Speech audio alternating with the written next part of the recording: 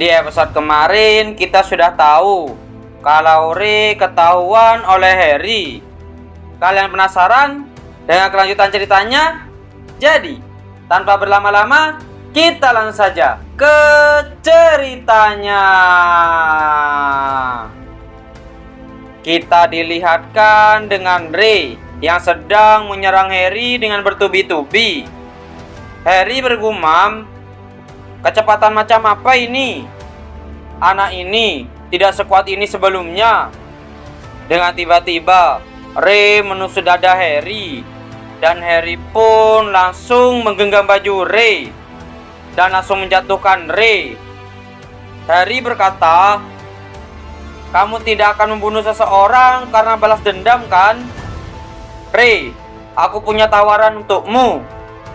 Aku selalu memperhatikanmu selama ini, dan aku mau kamu mendengarkan aku dulu." Ray bergumam. Harry pendiam. Itu panggilan dia, karena dia adalah seorang tertutup yang melakukan tugasnya. Dan Harry selalu memasang ekspresi cemas. Sepertinya dia tidak mau menipuku. Ray berkata, "Ada apa? Aku mau kamu meninggalkan sektor 50. Aku mau kamu mencari adikku. Adikku dijual oleh Hector ke kota sihir. Hector bilang, jika aku bekerja selama 10 tahun, dia akan memberitahu keberadaan adikku. Itu alasanku ikut bekerja dengannya. Sekarang adikku mungkin sebaya denganmu. Dan alasan kenapa kamu minta bantuanku. Ray, kamu tahu cara memakai sihir, kan? Aku yakin soal itu setelah bertarung di gudang. Tapi sihir sekecil itu, aku yakin kamu tidak akan bisa mengalahkan dia. Dia selalu membawa penyihir di sampingnya. Mana yang kelam dan gelap gulita itu bergetar. Penyihir itu adalah iblis. Jika ada yang menentang dia, mereka akan langsung membeku, bahkan ditenggelamkan dengan gelembung di sekitar kepalanya. Dia itu penyihir yang kuat dan jahat. Pergilah dari sini. Kamu harus bertahan hidup agar bisa balas dendam." Ray bergumam, "Dia benar. Aku tidak pernah belajar sihir. Aku hanya menggunakan intuisiku saja. Di satu sisi, lawanku itu ahli sihir.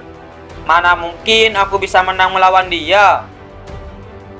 Harry berkata, "Aku dengar kota sihir ada di sekitar hulu sungai Elton. Mereka bilang hanya penyihir saja yang bisa masuk. Ini uang yang aku simpan selama ini. Di dalamnya juga ada nama dan petunjuk soal dia. Kenapa kamu percayaiku dengan uangmu? Aku bisa saja ingkar janji. Aku tahu kamu bukanlah orang yang mengingkari janji. Dan dari yang aku lihat, kamu cukup berbakat untuk pindah ke sektor yang lebih bagus. Anggota lain akan ke sini. Kamu harus pilih, Ray. Dengan satu syarat, urus semua mayat di jalan bawah tanah. Dengan begitu, aku akan cari adikmu." "Baiklah, aku pasti akan melakukan itu. Tunggu saja, aku akan kembali." Dan Ray pun pergi dari tempat Hector. Di sana Ray bergumam, "Bagus, tidak ada yang mengejarku." Ternyata di sana ada Viola. Ray berkata, "Viola, aku punya pertanyaan. Aku tidak punya waktu, jadi jawab secepatnya." "Ray, apa yang kamu mau tanya?" "Apakah ujung pelangi itu ada?" "Ada yang bilang jika ketemu dengan ujung pelangi, permohonan bisa dikabulkan." "Pelangi itu ada. Entah permintaanmu bisa dikabulkan atau tidak." Ray bergumam, "Tidak ada getaran dalam mananya. Selalu berwarna ungu. Aku tidak tahu kalau dia berbohong atau tidak. Dan Harry berkata, ada seorang penyihir yang mencari pelangi juga. Aku yakin mereka punya bukti kuat kalau pelangi itu nyata.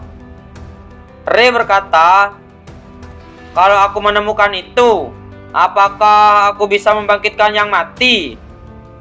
Siapa tahu. Mereka bilang semua permintaanmu bisa terwujud. Tapi tidak ada yang tahu di mana pelangi itu berada.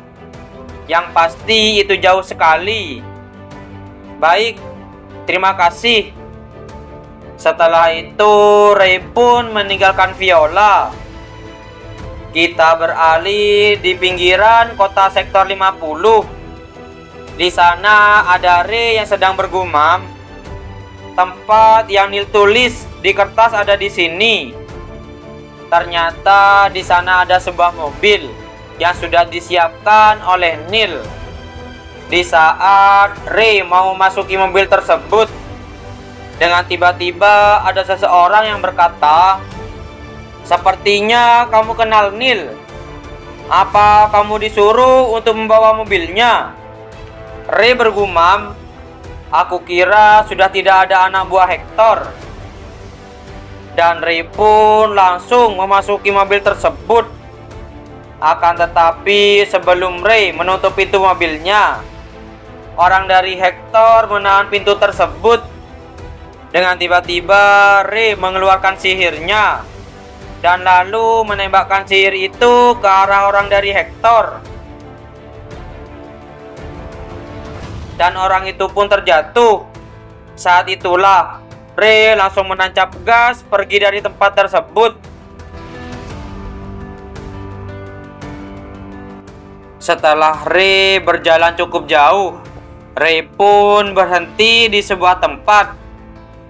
Dan Ray mengecek bagasi mobilnya. Ray bergumam, dengan ini aku sudah siap. Walaupun aku masih jauh dari sektor lain, aku harus mencari informasi soal sihir saat di sektor lain nanti. Yang aku tahu ada dua tipe mana. Mana merah, mana yang bisa dipakai kapan saja. Dan mana lainnya yang membutuhkan warna mana lainnya. Tidak mudah memanipulasi mana. Tapi jika aku fokus ke suatu emosi, aku bisa memakai mana tertentu lebih mudah. Aku hanya perlu marah. Dan mana merah pun muncul dengan sangat besar di tubuh Ray. Ray bergumam, itu adalah batasanku. Aku mau coba yang lainnya. Mana akan menolak satu sama lain jika tidak cocok. Butuh usaha yang lebih banyak agar sihirku bisa menghasilkan kekuatan yang besar. Tapi ada juga beberapa yang bisa digabungkan satu sama lain. Aku tidak peduli ini sebelumnya, tapi semuanya sudah berubah. Aku punya alasan untuk melakukannya. Ray berhari-hari terus melatih mananya dan berjalan dikit demi sedikit untuk meninggalkan sektor 50.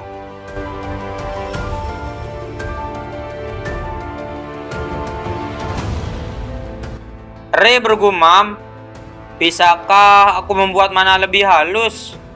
Jika aku bisa menyimpan mana di barang, mungkin itu bisa jadi lebih efisien. Seperti ada lingkaran yang mengitari tubuh penyihir.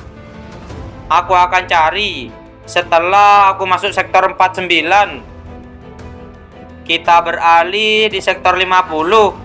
Di sana ada kelompok Hector. Di sana penyihir itu berkata, belum ada.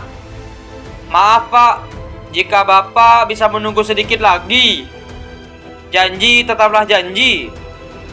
Maaf Pak, berikan aku kesempatan sekali lagi. Aku tidak suka orang yang tidak mengerti diriku. Dan penyihir itu pun langsung menyihir orang di sana menjadi es. Dan penyihir itu langsung mendorong orang yang jadi es itu sampai dia terjatuh. Dan akhirnya orang itu pun hancur. Di sana ada seseorang yang sedang melapor ke penyihir di sana. Sepertinya ada golem yang bertarung di sini. Ada bukahan dari golem juga. Penyihir itu bergumam, masih ada mana di sini? Sihir yang sangat kuat bahkan masih ada di sini. Aku merasakan mana yang lebih kuat di sana. Penyihir itu berkata, apa ada yang tinggal di sini? Iya pak, ada banyak anak yang tinggal di sini. Area ini cocok untuk yatim piatu. Kemungkinan mereka pergi untuk menghindari perang. Penyihir itu bergumam, apa mungkin ada yang bisa memakai sihir? Yang benar saja, ada yatim yang bisa memakai sihir. Menemukan kombinasi sihir elemennya sangat kecil. Di antara kombinasi tidak terbatas di dunia sendirian. Itu mustahil. Penyihir itu berkata, sepertinya ada penyihir lain yang menghancurkan golem itu.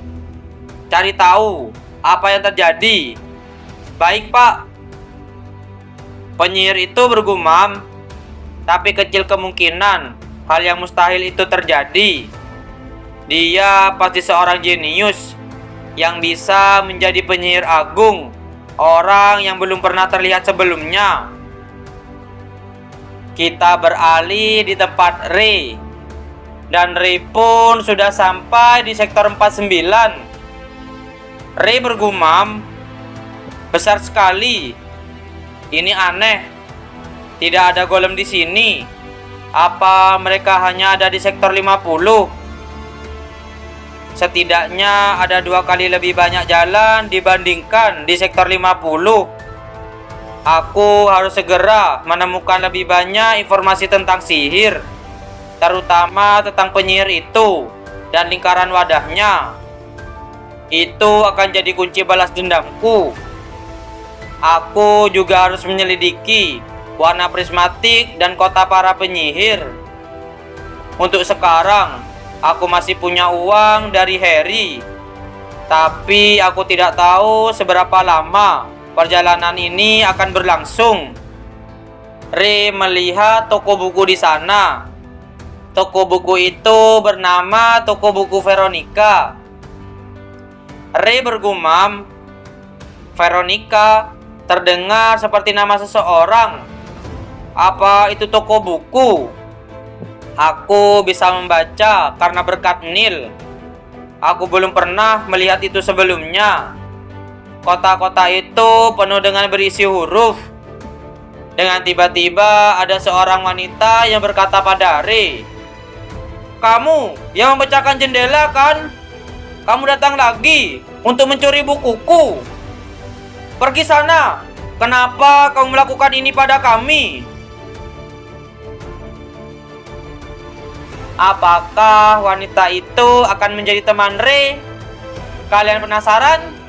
Jadi, jangan lewatkan di episode yang selanjutnya. Terima kasih sudah menonton video kami sampai selesai. Jangan lupa subscribe, like, dan komen, dan share video kami ke teman-teman Anda. Dan dadah.